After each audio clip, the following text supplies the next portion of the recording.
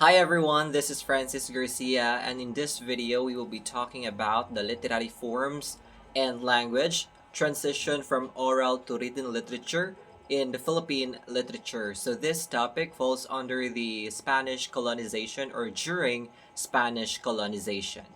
But before we proceed to our discussion, let us talk about first the pre-colonial time or the pre-colonial traditions that we have here in the Philippines before Spanish colonialism.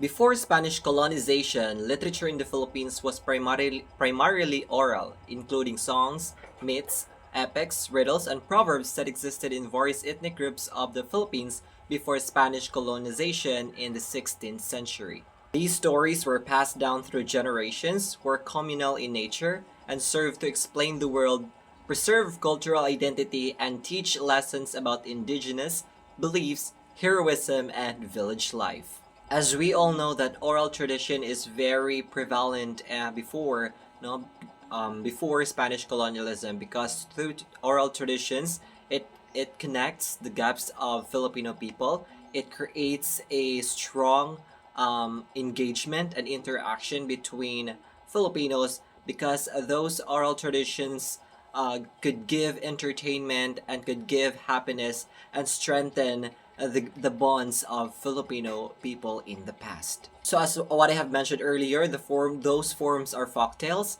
myths, legends, riddles or bugtong, proverbs or salawikain, epic poetry or epico, chants, and ritual prayers. Now, in terms of language, there are native tongues such as Tagalog, Cebuano, Ilocano, and other regional languages. So the native scripts before was Baybayin from Tagalog, Mangyan from Mindoro, and Tagbanwa from Palawan.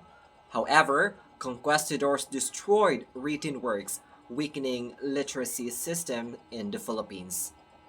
Now, the function is that to preserve, explain natural phenomena, teach morals, and strengthen community bonds. So those are the reason why oral traditions are being kept before our ancestors, because it creates a communal bond and strengthen the gap and promote cultural identity. However, when the Spaniards arrived in the Philippines, they burned or they destroyed all of the relics or all of the literature that we have, and that is why it undermines the literature in the Philippines. Now let us talk about the Philippine epics, no, in Philippine literature. So in Philippine literature, an epic is a lengthy narrative poem derived from ancient oral tradition that recounts the heroic deeds and supernatural adventures of tribal or community heroes. So these folk epics, unique to different regions and languages, reveal the values, beliefs, and cultural identity of the people who sing them. So group specific histories, not national like Western epics, they are performed in rituals, festivals, weddings, and funerals, chanted with instruments and dances. So examples of Philippine epics are Lamang from Ilocano, Hinilawod from Sulud, Kudaman from Palawan, Darangin from Maranao, Hudhud from Ifugao, Ulahingan from Manubo, Tudbulol from Tibuli, and Guman from Subanon. So those are the different types of Philippine epics in the Philippines during or before Spanish colonialism. And now let us talk about the Spanish colonial influence, from the moment that Spanish people arrived here in the Philippines for the purpose of colonialism. So we have here the transition features from oral to written. So Spanish friars recorded oral traditions, but they also replaced and reshaped many with Christian themes. So their medium is writing introduced through the Latin alphabet, replacing the Baybayin. So when the Spanish arrived here, they also replaced the language that the Filipino had, which is the Baybayin, and they replaced it into Latin alphabet. And also the content also shifted from indigenous myths and epics to religious works and colonial propaganda. So it is very evident that the purpose of the Spanish people is to spread Christianity here in the Philippines, because most of their themes when it comes to literature talks about religion and Christianity. And now let us talk about the literary forms under Spain. So first we have religious literature. So religious literature includes sacred texts like scriptures and other works such as hymns, prayers, and commentaries that are considered spiritual or holy by a particular faith tradition.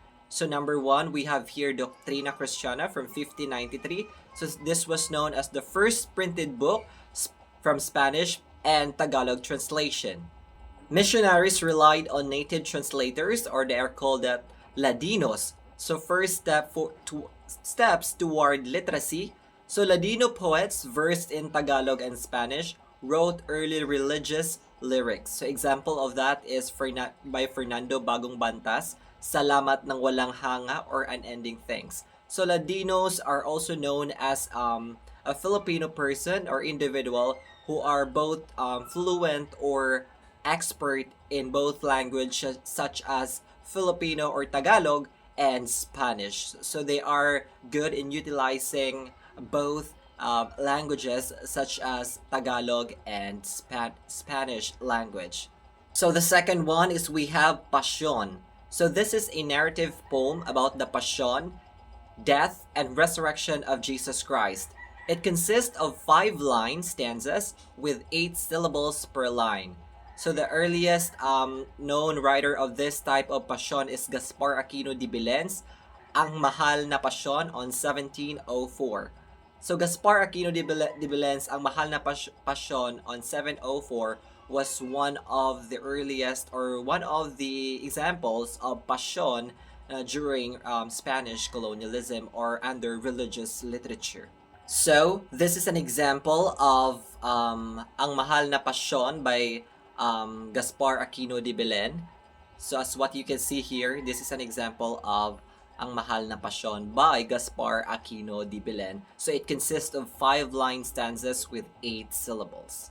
So, aside from Ang Mahal na Pasyon by Gaspar Aquino de Belen, there are also different types of pasyon that were written in the past during Spanish colonialism.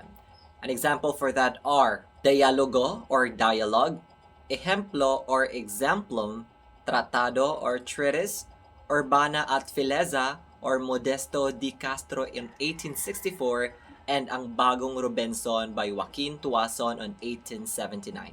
So those are the examples of passion literature. And now that we are done with the religious literature, now let us talk about the secular literature. So this is also an example of literary forms during Spanish period. So secular literature is any reading form that focuses on worldly, non-religious subjects such as human experiences, science, politics, and everyday life, rather than spiritual or religious themes. So this emerged with the rise of middle class and European educated elite. Romantic lyrics, themes of love, longing, and rivalry. So those writers are Francisco Balagtas, Jose Corazon de Jesus or Josing Sisiw, Leona Florentino. So this is also a metrical romances. Examples are awit and corrido, colorful tales of chivalry. First, let us talk about awit. So awit, this is a narrative poem that consists of 12 syllables per line and 4 lines per stanza. The rhythm is slow and is usually accompanied by the use of a guitar or bandurria. So a famous example of an awit is Francisco Balagtas, which is the Florante at Laura. So this is an example of an awit by Florante at Laura. So as you can see, this is a narrative poem. Poem consists of 12 syllables. There are 12 syllables per line and also 4 lines per stanza. So this is just a short example of Florante and at Laura. And the second one is we have corrido. A corrido is another narrative poem that consists of 8 syllables per line and 4 lines per stanza. The rhythm is faster compared with that of an awit. So an example of a corrido is Ibong Adarna, which contains 1,722 stanzas and has 5 parts. So unlike on awit, no, unlike as what I've said earlier, unlike on awit, awit is a small, or rather is a slow. So corrido is a fast type of literature. So this is an example of corrido, which is the Ibong Adarna. So it has, no, it consists of 8 syllables per line, and of course 4 lines per stanza. So as what you can see, there are 8 syllables per line, and also it has 4 lines per stanza. So secular literature are written in Tagalog, Ilocano, Ilonggo, Pampanga, Bicol, and Pangasinan. So it was written on different dialects or languages here in the Philippines. Now let us move forward to the propaganda movement on 19th century. So the propaganda movement was a peaceful campaign by Filipino intellectuals and exiles in Spain during the late 19th century that sought reforms from Spanish colonial rule. So it was led by ilustrados educated in Europe. So the term ilustrados refers to the educated and enlightened Filipino middle and upper classes during the Spanish colonial period in the late 19th century. So those writers are Jose Rizal, Del Pilar, Ponce, Jacinto, and Bonifacio. So the works during the propaganda movement was the novels of Rizal's, which are the Noli Me Tangere and El Filibusterismo, which exposed colonial abuses, and they also wrote political essays and revolutionary writings. So during the propaganda movement, it sparked the Philippine Revolution and national consciousness of the Filipino people, because Jose Rizal's writing enlightened the mind of Filipino people, and it gives an awareness, no, a national consciousness to what is really happening in the Philippines during Spanish colonialism. And now let us talk about the different types of prose. So prose is ordinary written or spoken language that follows standard grammar and natural speech patterns. Unlike poetry, which uses meter and rhyme, it is the most common form of writing, found in everything from novels and newspapers to essays and blogs. So Padre Modesto de Castro, or Father Modesto de Castro, was a 19th century Filipino priest, writer, and orator from Binyan, Laguna, best known as the father of Tagalog prose. So the first prose that we will be talking about is anecdotes. So these are short and amusing stories that contain lessons in life. Priests often use anecdotes as part of their sermons. Example, the adaptation of Daniel Defoe's Robinson Crusoe entitled Ang Bagong Robinson, Historya na nagtuturo ng mabuting kaugalian na ginawang tanungan, or The New Robinson, a story that teaches good conduct done in primer form by Joaquin Tuason. So when we say anecdotes, so these are short and amusing stories that contain lessons in life. So these type of prose were used, no, to teach lessons and tells an amusing stories, no, that could also contain lessons in life. Number 2 is planticas or sermons. So these are lectures presented by Spanish priests that dealt with religious, biblical, and moral topics. In 1864, Padre Modesto de Castro compiled 25 of his sermons in Planticas Doctrinales, or sermons on doctrines. Number 3, we have novena. So these are a series of prayers repeated for 9 consecutive days and are usually prayers for petition and thanksgiving. So this is an example of novena. So novena is like a prayer. And the last prose is novel. So novels are long narrative stories, usually with fictional characters and with a sequence of events divided into chapters. So it consists of 40,000 plus words. So examples are Pedro Paterno's Ninay, considered the first Filipino novel, and Padre Modesto de Castro's Urbana at Fileza. And of course, Padre Miguel Locio y Bustamantes, Si Tandang Basyo Makunat, at Jose Rizal's Noli Me Tangere and El Filibusterismo, which were very famous even nowadays. So these are the books, no, that were considered as novels. And next, we will talk about the essay. So essay, these are personal pieces of writing that use the point of view of the writer. One of the most important essays during the period is ang Dapat Mabatid ng Mga Tagalog by Andres Bonifacio.